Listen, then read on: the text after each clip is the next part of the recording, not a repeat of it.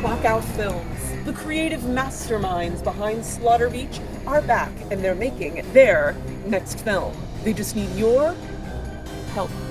Without you, you can prevent bad monster suits. You also want to pay for like effects and props and to pay your cast and crew too, right? Yes. So please, won't you donate now? What? Are you scared? Hi, I'm Rachel. I'm Matt. I'm Dan. And I'm Mark. Welcome to the Strange and Beautiful Book Club.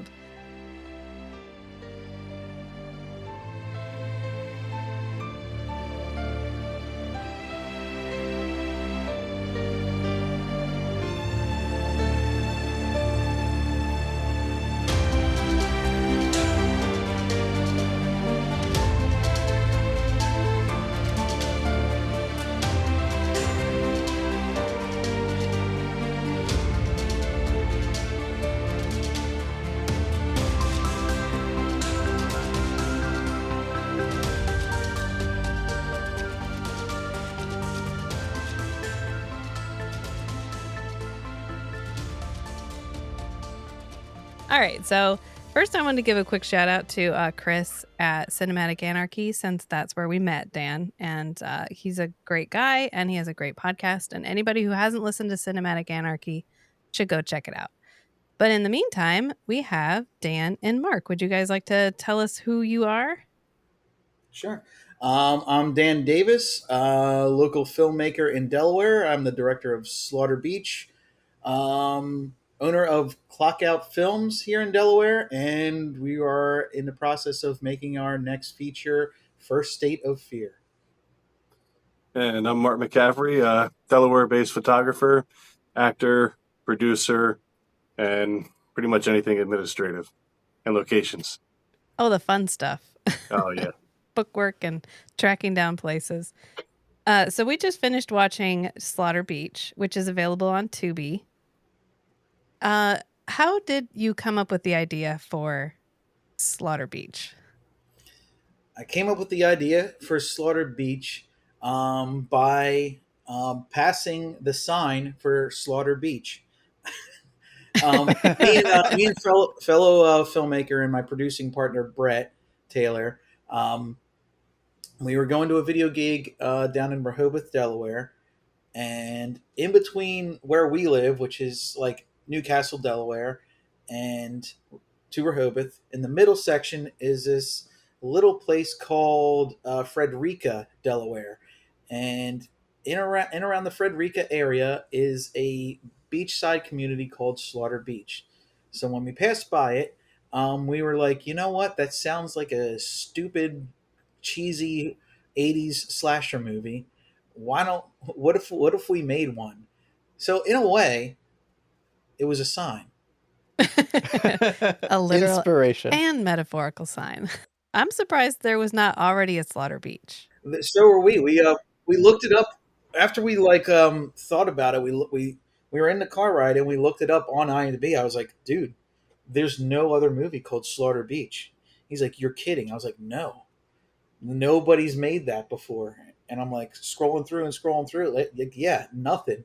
I was like, there's this like independent book, and then there's this band called Slaughter Beach Dog, but nowhere in this Google search or IMDb search is there any movie called Slaughter Beach. And you saw an opportunity. And that pretty much gave us the open road to like make it. It didn't start out as a half superhero parody.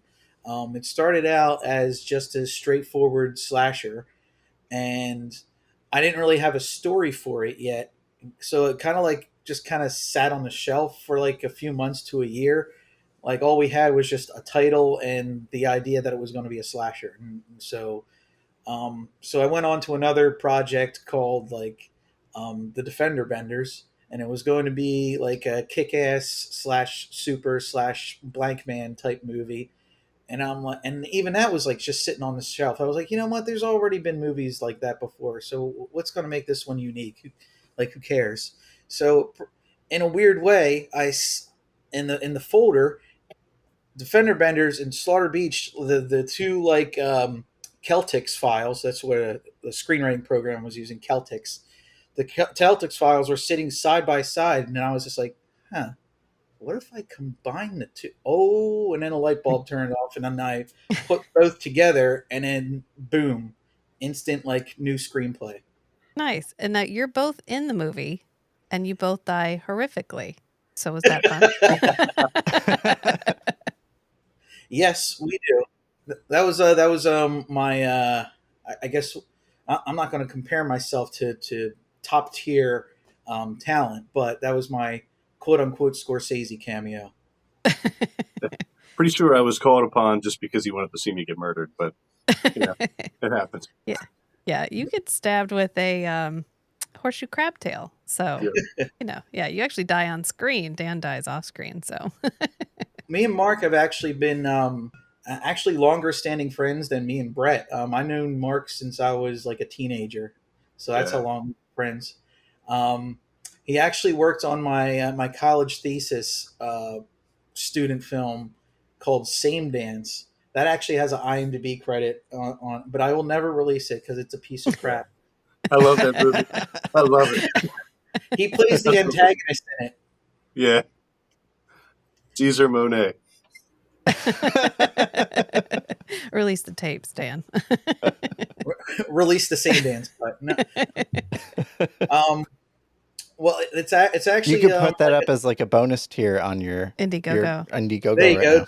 Didn't like I think like on like it was the Unbreakable DVD, and I remember M Night like released all of his like high school movies like as special features on it, and I remember watching through them. So maybe we could do that on like a future release for Slaughter. Yeah, like a nice bonus feature. A little bonus. Hey, and we tortured you for this movie. You want more torture? Click this bonus feature. That was pretty good. Every time the fish hook dragged somebody away, it was a good moment. Yeah, that was a nice gag. Yeah. It was a way to like do an effect without having any effects. Because all you got to do is just show the people's feet or the people's hands just getting like dragged across the screen. Yeah. But with like the power of editing and putting like a little real sound effect, the theater of the mind filled in the blanks. To talk about Same Dance a little bit, just before we get into Slaughter Beach, it's actually about a band that gets together and fails miserably. So it's like anti-Blues Brothers. And then Mark's character plays like this rising pop star who comes in and basically sabotages the whole band and sells them out. Yeah. Sounds a lot like me right there. They just cast you as yourself. No. I felt like that was actually very different from who I am, but I think I played it really well. A lot of people really thought that I was like that. Including, I'm pretty sure Dan's ex thought that too, and I still to this day think she thinks I'm Caesar. This is his inner self coming out. It just shows how well you did. Yeah, see, that's good acting. Anytime you can make yourself hateable. Oh, what does it look like for you for filmmaking from like idea to Slaughter Beaches on Tubi? I know that's like a lot of steps. I know for podcasting, it's a simple process, right? I record this audio. When we get done, I'm going to take out all the coughs and whatever. But I don't think people appreciate the amount of work that goes into even a low budget or like small budget film like the one that you guys do for Slaughter Beach or what you're working on doing for First State of Fear. I know that's a huge process. What does that look like timeline wise and like all the steps that you have to go through to go from like, here's my idea to here's my movie? It's a lot of steps. Practically it's really just starts like what you said, just from the idea, and then you have to put that idea on paper. And then from that paper, you have to spread that paper out and make sure you have a good story. So really what it comes down to is having a vision for what story you want to tell and having the ability to take that vision and basically take what you see in your head and make a shot out of that image that you see in your head. Now, what the process goes, basically how you hear it in every other behind the scenes documentary. It goes from script to casting to location scouting to ironing out the script, table reads, and then after the table reads, you have to make sure everybody's schedule lines up, and hopefully the schedules line up, and you can just start filming.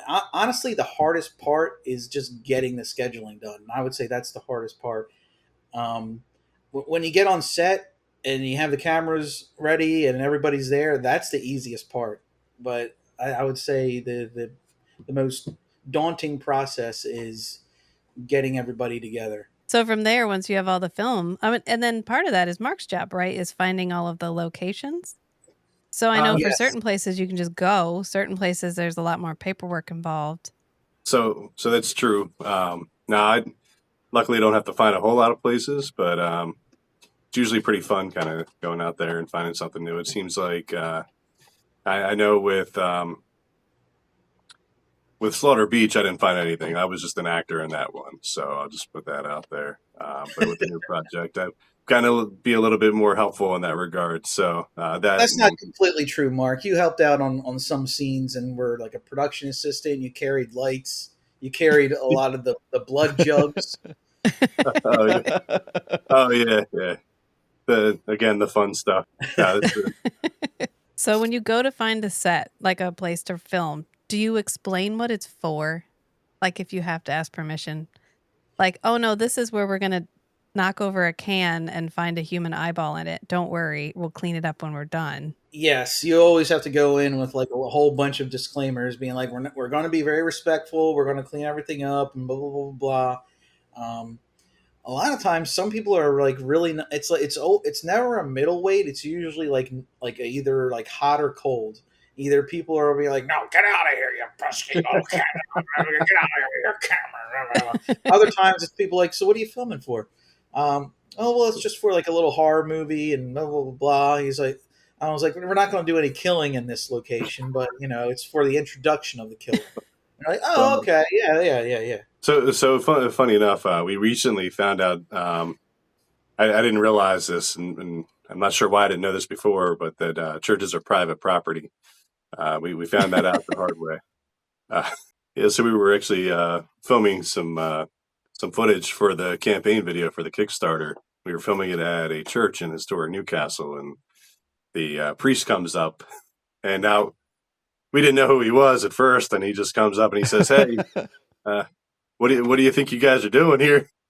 We're like, "Oh, we're just filming." He said, "Well, we're getting some complaints that you're filming in the church over here." He said, "I'm the priest here. You got to ask me permission, right?" No, we didn't know that, but we found that one out that night. So luckily, he was kind of friendly. He said, "I'll let you finish, but next time, just ask." Yeah, that was new. Yes, that was great. Well, the thing is that me and Mark, like when we were younger, we used to like film little skits and photography there all the time, like no issues. And then for some reason, the one time we have this project we're trying to get done, that's when we get treated like little kids. Well, the fog's going. The actors are ready to go, and then Bob's ready to go, Sam's ready to go, and I'm like, and then like this figure emerges from the fog, almost like the scene, almost like the poster from Exorcist, and then he's just like, "I'm the priest," and we're like, "What?" And that's all he says. He doesn't say, "Hey guys, what's going on? I'm Father blah blah blah."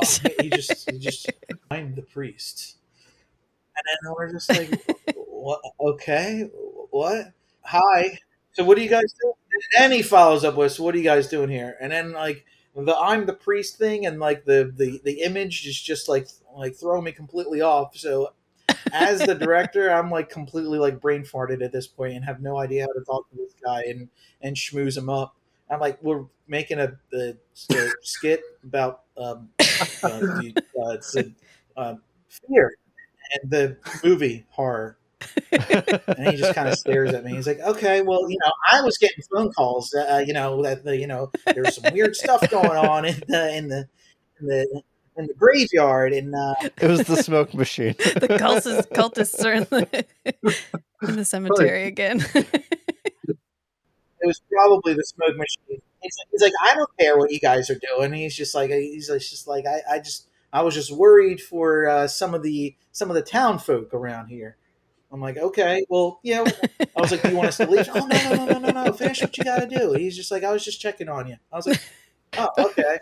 I feel like it's a good starting place, because that's the promo you guys have for your the trailer for your Indiegogo campaign, Yes.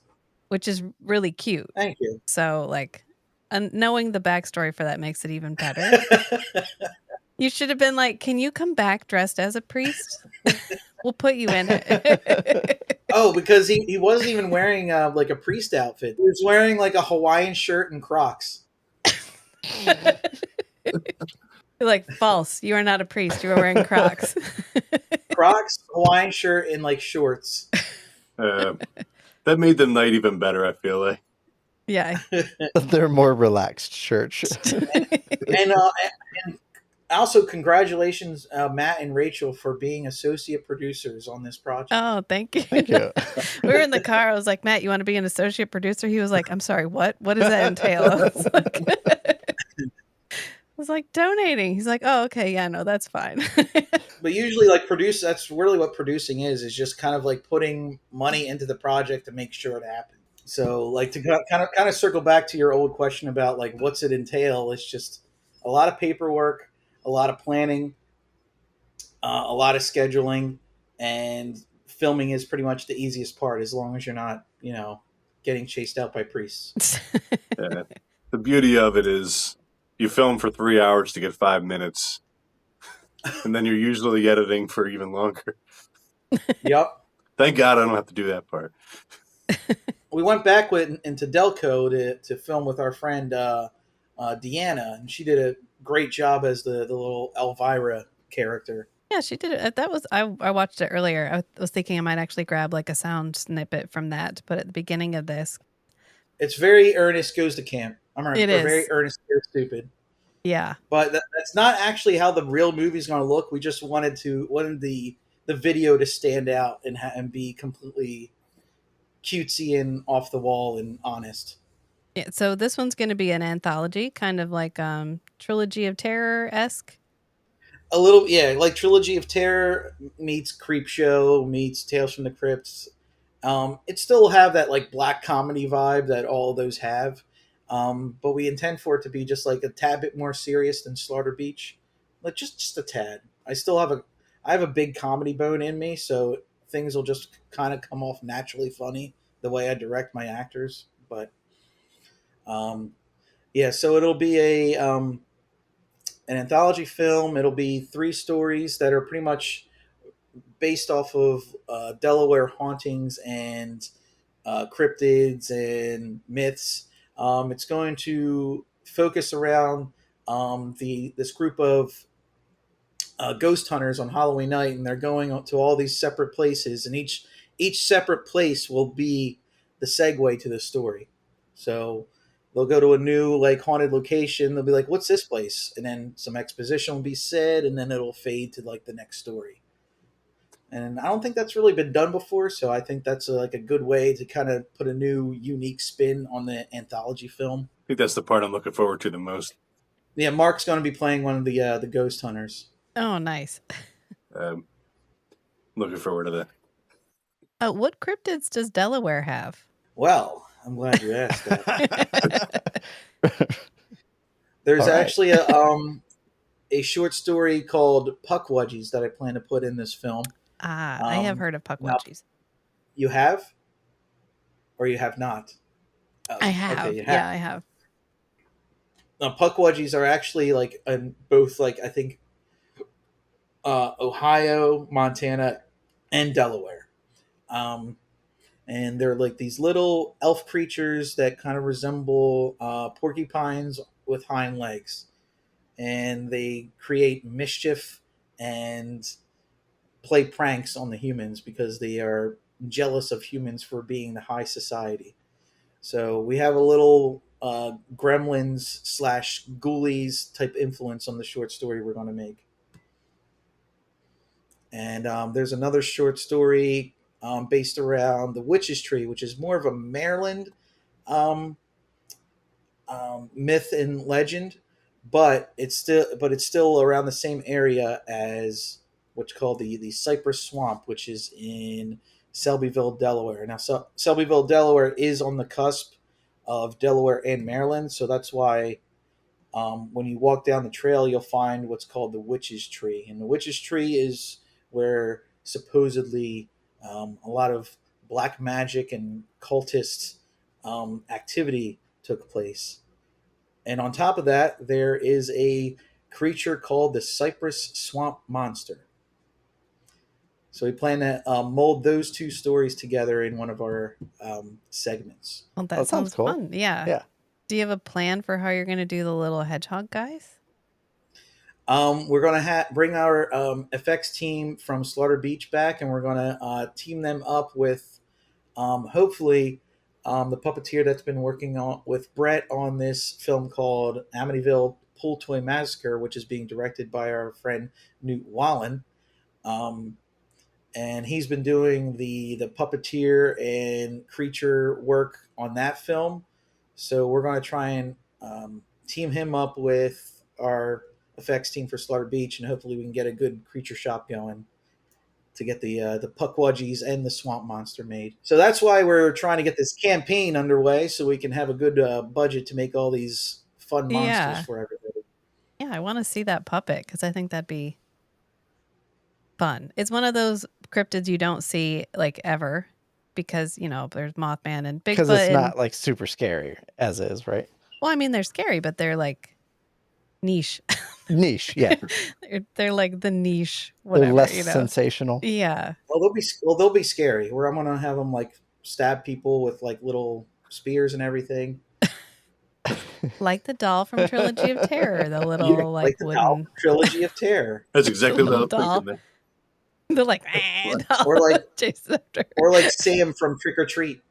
Oh yeah. I think that's my favorite thing about horror is you can be so referential and everyone's like, yeah, thanks, great, no, I love it. Like I wanted another iteration of that. Yeah. No one's like, oh, everybody did that already in Trilogy of Terror. It's like, yay, no, another little thing that's gonna eat people. Like I'm really excited about this.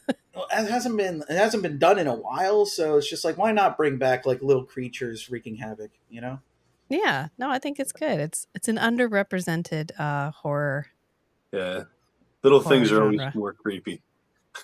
Yeah, and being a big Charles Band fan, like I love stuff like Puppet Master and Ghoulies and Demonic Toys, so it'd be fun to kind of pay tribute to something like that. Well, nice. Have you already started any of the filming or? We started filming one of the segments called The Fiddler. Like this film started as just a short, but like I had like other like ideas for like new little shorts, and I'm just like, why don't we just? And then me and Brett just kind of looked at each other one day. We were like, let's just make another feature. Okay. Let's make a movie. Okay, sure. Yeah, all right. Because we were just gonna make The Fiddler and then move on to Slaughter Beach too. But now we're falling in love with like The Fiddler, and we kind of want to have it be part of a bigger thing instead of just being a short. You know what I mean? Yeah.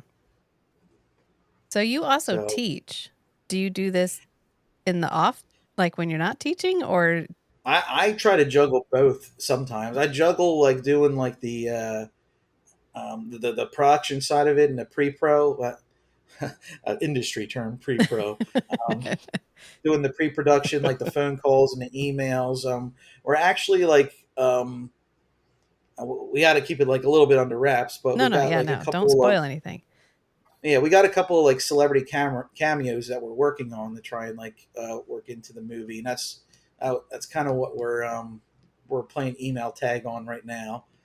And all my kids, they all like found me out once I got like an article done about me in the news journal. And they're like, Mr. Davis, I saw you in the paper. My mom showed me. I was like, oh, great. And then now all my kids know what Slaughter Beach is. So it's like, It's so now I was just like, yeah, I'm Iron Man. Yeah. I was barely involved. I Then the wanted to credits be are like Batman. Dan Davis. I Dan wanted to be Davis. more Batman and have like just those two lives separated. And now it's just like now all my kids want to be extras in the movies now. But now that it takes place on Halloween, and I have trick or treaters I can just hire. Yeah. Well, you did pose with a giant like poster of Slaughter Beach because I read that article and you're like leaning on the Slaughter Beach. Choices were made, Dan. That was Choices actually were low made. profile. You could not be any more. You could not be less cryptic with that. What's your like? Do you have a hopeful timeline for your upcoming feature, or is it kind of like just dependent on like It's a yeah, little like you bit. said, It's scheduling and a little bit of both. We hope to have it all finished and ready by next Halloween. But yeah, we hope to have it ready by next Halloween. Like not ready, but at least completed, and we can have like a screening day for it. Um, that's why we started the budget campaign so early, so we can kind of like rev up all the pre-production stuff ahead of time, so that way we can use like the spring and the summer to film and edit it all. We're hopeful for next fall. okay, well, great. Are you gonna have like a merch shop or anything for? Because I know you have like just your one Slaughter Beach T-shirt. Yeah, so we're working on getting a merch shop going for all Clockout characters and memorabilia. Got to get a clock out T-shirt though. Um, I've been doing different photos with people with the Slaughter Beach T-shirt to kind of one promote Slaughter Beach as well as promote the new Indiegogo. But I've been kind of pressing for them to make more hats or shirts for Clockout in general. Well, we were just talking about the Slaughter Beach poster that's like drawn. The artwork you have done for that is really cool. Oh, thank you. Okay, yeah. The one that's on the T-shirt. The one that's on the T-shirt. Oh, that was done by our distributor company, SRS Cinema. They actually put together posters for all their films, for every film that's submitted. Oh, So yeah, they did a fantastic job on that poster. everyone needs a Slaughter Beach T-shirt. Exactly. It comes out like a cool T-shirt too. It was funny because when that happened, me and Brett were like, just like, you know what? I'm really bored of that old poster. We really need a new poster. We really need a new poster. And then like that Monday, we see like a new poster made by the distribution company up on their website. It's like, oh, okay, well, prayers answered. Well, nice. And so that company does like distribution for your film, but they also handle like like promotional material. A little bit, yeah. They do mostly just the poster, handling the distribution, and like kind of like light on merch. So they distribute the t-shirts and so forth. I'm not sure if we got like any totes or mugs yet. I haven't looked on the site in quite some time, but I'll double check if we have any mugs or totes ready, because I know they do those as well. Yeah. But everybody needs to go buy merch. That's why we're talking about it. We're definitely gonna like put up like a merch store with everything. It's all about like finding the right investor who wants to put in for it, because you always you have to put in for what you're going to put out. So if we want a Fishman Sam bobblehead, you know, yeah, you got to have that. You got to find the right guy who wants to make like 300 of them and sell them. Got to get the Halloween costume, the Fishman Sam Halloween costume. The Fishman Sam Halloween costume, you know, the Fishman Sam flamethrower, the Fishman Sam lunchbox, and then you know, and then coming soon we can do you know, Puckwudgie action figures. Mm-hmm. Yeah. Well, I think we should have a. Now I'm still developing the script for it, like and I think all the Puckwudgies should all have like kind of like their own little personalities and like unique designs to kind of like differentiate them all, so they're all their own character. I feel like Gremlins too. Yeah, kind of like Gremlins when they're too. The Gremlins in New York. How you had like Daffy and Goofy and Lenny and What was the other one's name that looked like Edward G. Robinson? I think his name was George. That's right. The one who always had the cigar in his mouth and he was like, ah. Yes. And then Greta, the female gremlin. Yeah, with the lipstick. I think maybe it'd be good to go over the different tiers on the Indiegogo real quick, what they represent. Oh, yeah. yes. So if anyone's wants to know what the perks are, just recently Rachel and Matt, they donated what do we have it at, $250 for to be an associate producer on First State of Fear. And what that would entail is you get the whole digital package, plus you get an IMDb credit as an associate producer on the film. You'll also get a special thanks IMDb credit. If you don't want to put in $250 and you just want to still have an IMDb credit, that option is available too. You can get a special thanks IMDb credit for, I think it was like $15-$20. So if all you can do is put forth 15 or 20, you will get a special thanks at the end of the film and on IMDb. And then there you go. Another perk we have is we have a Slaughter Beach pack perk, which is called the Ship Ahoy. And what that pack is you get a DVD, a poster, and a button.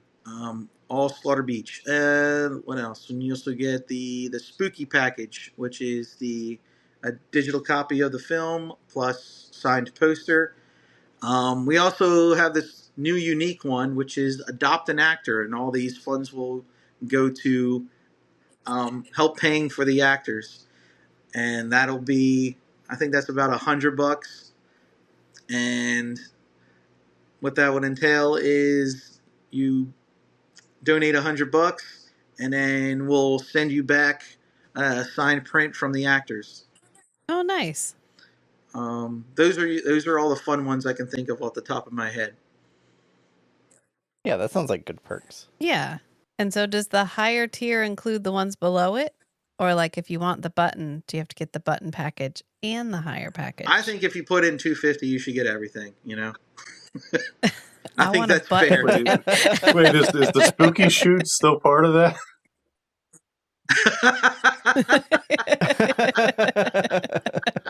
Yeah, some of them are pretty niche. Like Adopt an Actor feels like that should be in its own category. And then isn't there one with a photo shoot? Yeah.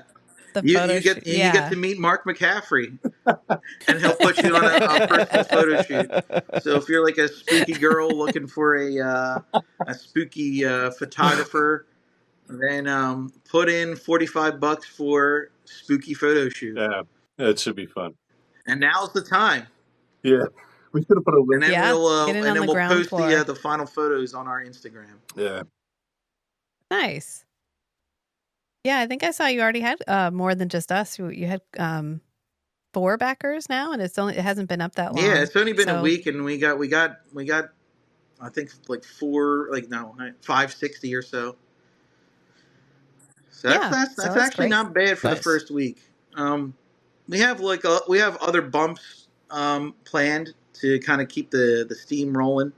So stretch goals. Follow us on our Clockout Instagram to keep updated. Nice. And I saw you guys had a YouTube as well. Yeah, I don't really update the YouTube that much. I'm mostly just kind of focused on the film aspect of everything. But yeah, you can follow us on our YouTube page. I have the video uploaded to YouTube. It's unlisted right now, but I'm planning on making it public so we can start posting it everywhere to kind of get everybody pointed into the right direction of the Indiegogo link. So we can just share the YouTube link around. Definitely. And just let us know. We'll share it for you too. Absolutely. Thank you. Because you're producers now, so you're stuck with us. You got it's your job now. We're like investors. In the we're like investors that make nothing based on the amount that it makes. Just like the worst investment, just but a warm not. feeling inside. It's just a warm feeling. Yeah. And an IMDb credit. Oh yeah. Yeah, we're actually gonna have to put pictures up. We are on IMDb already. Not yet. Somebody like somebody added our podcast at some point and then like put us in there. So like if you look up Strange and Beautiful Book Club, it pops up on IMDb. Really? I'm gonna do that right now. With us, like, but I don't have any pictures or anything because it, like, I don't even know how we got on there. So I guess we'll have to like curate that. I'm right there Do with more you. I with got to it. add a picture to mine because it's just the gray, like the default picture on there. Yeah, Mhm. the little anonymous. Silhouette. Yeah. I keep thinking I need to have oh man, I should pay for the spooky photo shoot. Hey, Hey. And then we that can would be our IMDb pictures. do we have to come to Delaware though? We just might. Yeah. That is a good question. I guess All I right. could fly out. Oh no, I see you guys. Rachel and Matt present the Yeah. Strange and Beautiful book club. There is a picture Yeah. on here. Well, there's our pod cover, but not like us. Like if you look down like at your like host. There we go. So all the episodes are on here. That's pretty cool. Yeah. Yeah, I don't know how I don't know how how you that even works. hook that up to like IMDb automatically scrapes the podcast feed.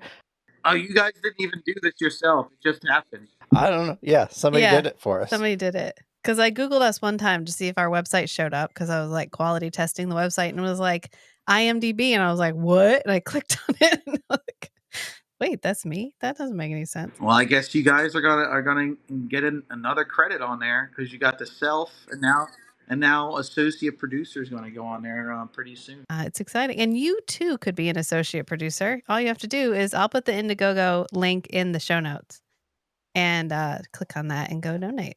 I mean, hopefully we can get some more backers and bring these puckwudgies to life. Do you have like a threshold that you have to get over to make it like a possibility? Or oh, you mean like you get like 60 days, I believe. Okay. On Indiegogo. Yeah. Mm-hmm. And then you can do it again. You have to meet your goal to cash out. Yeah, you can do it again if you don't meet your goal. So you can basically make the same campaign for the same project if the old campaign didn't work out as hoped for.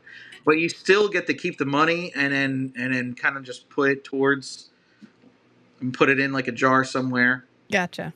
And then just make another make another one. And hopefully that one works out more. Yeah. Okay. But nice. Well, thank you because I feel like people have a very how do I want to phrase this? Because so many people can make a video and put it up on like TikTok, they have a very low expectation of what is involved in making these movies. And it is really far more complex than just like a TikTok video. And so I just feel like it's not. TikTok is like like I said, that's the fun, easy part. It's turning the camera on, getting in front of it, and then just doing whatever. Right. With Everything a cast of that one. happens weeks and months prior to turning that camera on is where all like the real work entails. So is this what you always wanted to do? Yeah. I don't know why, but yeah. But yeah, I've always wanted to like make movies. It was always like my dream. I pretty much just grew up around movies, literally, because my grandparents owned a mom and pop VHS rental store when I was a kid, and I would just roam the halls. So I was always saturated with film, and just like looking at the covers, and then having my imagination just run wild about what that movie was about. Like I love that feeling. And then in 8th grade, my parents finally gave me my first video camera, and I filmed everything with it. That's what made me fall in love even more. And then I went to college for film, and now we're here. Sadly, that was a very abridged autobiography. and you're a teacher in America. You need a second job. Yeah. So you chose a real lucrative one, independent filmmaking.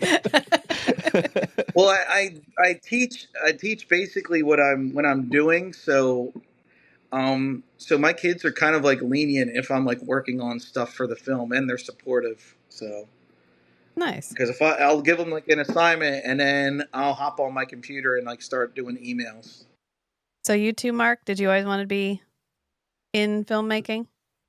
Yes, but honestly, growing up, I wanted to either be an actor or a rock star. I thought music was going to be my thing, which it was for a little bit. But no, acting I've had a passion for since I was, I want to say at least since I was like 5. Um, and growing up, I did go the music way for a little bit, but then when it came time to go to college, I had to figure out what I wanted to do, and the only options they had was, well, in what I was passionate about was really filmmaking. So I was like, all right, well, I guess this is where we're going from here. And from that, I got to work with the school and learn a lot more about not only film but photography, and found that I really did had a good passion for it, and met a lot of great people with that, and really got to be in a lot of really cool projects, which kind of fueled it a little bit more for me, because I was like, all right, so here's where I can use this person and this person and this person, but I'm gonna take a back seat. Do let us know if you ever get any concept art for your Pukwudgie puppetry. I will share that for you. I feel like Yeah. Oh, absolutely! I'll definitely post that up on the Instagram. Because Clockout not only does like feature films and stuff like that, we also like to branch out and help small businesses and do the marketing part for them. Um, right now, Mark, you can take the rest of that of what we got lined up. Well, right now we're trying to line up more gigs that are maybe outside of the creative realm. We actually have a filming this weekend for a company that needed some videos done for training. So we want to kind of venture onto that to kind of make funding for the films a little bit more accessible. So we're kind of working on that, and maybe possibly, you know, taking the dark turn into doing weddings, but hopefully not. oh no. Yeah, that sounds like a good idea for more consistent revenue. Yeah, I mean, it would be money, and that's fine. Just send Slaughter Beach as your portfolio, and you'll never have to do weddings. Yep. Except for maybe a wedding you would true. enjoy doing. It's kind of like we made ourselves kind of corporate and wedding Yeah. Mhm. with Slaughter Beach. Yeah. Well, it's a good litmus test. If they get past Slaughter Beach, then it's the kind of wedding you want to do anyway. Exactly. Because they'll probably be like dressed up as like stormtroopers. Yeah, Oh, the yeah, good but ones. The Halloween weddings, that'd be awesome. Yeah. Yeah, and they'll be dressed up as Gomez and Morticia.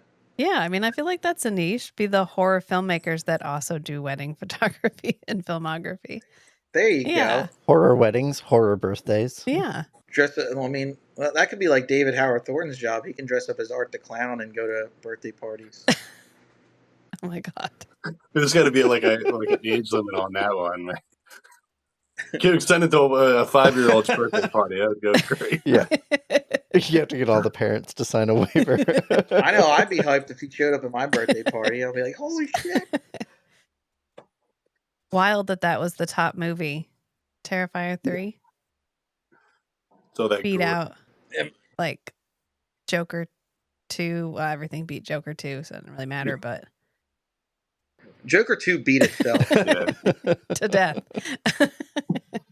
I haven't seen it, so I did. I saw both Joker 2 and Terrifier 3, and I can say that Terrifier 3 is the superior film. wow. Joker 2, I loved the first Joker. That is actually one of my favorite movies. Yeah. And I know it just takes the formula from Taxi Driver and puts a new spin on it with like a DC overlay. But that's kind of what I love about it. As like a Batman fan, and a Scorsese fan, I was like, okay, you're taking two of my favorite things and putting them together. That's amazing. But yeah, the first one's like one of my favorite movies, and then so I was hyped for the second one, and I went in, and it starts out with, I don't know if you guys care about spoilers or anything. Nah, but go for it. It actually starts out with an animated version of the Joaquin Phoenix Joker. No. and he's like strolling through like Looney Tunes style through like Arkham Asylum, and it's freaking great, and it's so Joker, and it kind of won me over, and then the cartoon ends, and then like the first act starts, and then the first act just kind of keeps going, and then the first act just kind of keeps going, and then the first act just kind of keeps going. I'm, We're still in jail. We're still in I'm glad. jail. Okay. I'm glad I haven't seen that. Is Joker gonna kill anybody in this movie? Okay, we end up in the courtroom, and Arthur Fleck says he's not the Joker, and he's sorry for killing everybody. What? What? Okay. So they fundamentally misunderstood their audience. But the musical fantasies between him and Harley Quinn are fantastic, and so that's why I give it about 2 stars. For the animation and the musicals. Yes. Okay. Everything, the things that everybody thinks they were going to hate about it are actually ended up being the positives. I don't know if that's Well, a I need good to thing see it. because everything else was so bad, or if Yeah. yeah, Everything. Well, it wasn't so much bad. It was just very mid. It was just very not. I hate mid, to say as the like kids a would Zoomer say. word like mid. Yeah, it was very mid. I don't want to say that word, but it was just very flat. Yeah. I guess because nothing was really there was when it seemed like it was about to like take a turn and it was about to take a story beat. It reels itself back in like right away, and I was like, oh, cool, we're gonna go here. Oh, we're not going there. Do you think? Okay. Do you think being a filmmaker makes it hard to watch movies, Yes. or easier? It makes it harder to review movies because I made Slaughter Beach, so who am I to frickin' judge a big budget movie like Joker 2? So for me, it has, and here's why. A few years ago, when I think it was The Conjuring 2 came out, I went and saw it with my cousins, and the moment where she's walking around the house, acting like she's holding a gun, I'm visualizing it from the behind the scenes perspective. And this is a horror movie, and I start breaking out laughing because I'm just visualizing this scene as it's being shot, not as it's supposed to be. And I'm just looking at it from that perspective, and it's just it just seems so funny to me, and it's supposed to be scary. But I think from that viewpoint, when you're watching a movie, sometimes you start critiquing little things like continuity issues or um, different lighting and stuff like that you're seeing that I don't think you would see otherwise. But yeah, I would say that is definitely Sometimes it takes you out. yeah, it's definitely had an effect on me. That's for sure. See, for me, I was going to say something a little bit more positive and less negative. I was like, actually, it makes me love it more because since I'm like kind of in there, it's just like I appreciate. It's just like, wow, I really like the way they did that, and then it's like, wow, I'm like you get floored by the way other filmmakers are able to pull things off, and you appreciate the art form even more, and it makes you want to do it even more. Yeah, that's true. That's true. I guess it's kind of a double-edged sword. When it's Yeah, it's a good, you double-edged sword. appreciate how good it is, and when it's bad, you see how bad it is. Yeah. Right. Usually, if it's something really impressive, I like to try to figure out how they did it so that we can do it. But sometimes it's really hard to figure it out, and sometimes I think it's just because they're using effects. But yeah, I definitely agree with that. Nice. Well, thank you guys for coming on. I appreciate having the chat. So again, I'll put your Instagram link and I'll put your Indiegogo links and everything in the show notes. So if anybody wants to find them, you can just click them there. And thank you for having us, Rach and Matt. Love talking to you, and it's been a while. Yeah, So you've been busy. And we were busy. Yeah. So, yeah, good all to be back. Life happens. I feel bad for Chris that we haven't been on his show in a long time, too. Yeah. Well, it happens. Like you said, scheduling's the hardest part. Yeah. Yeah. It is. Even for this.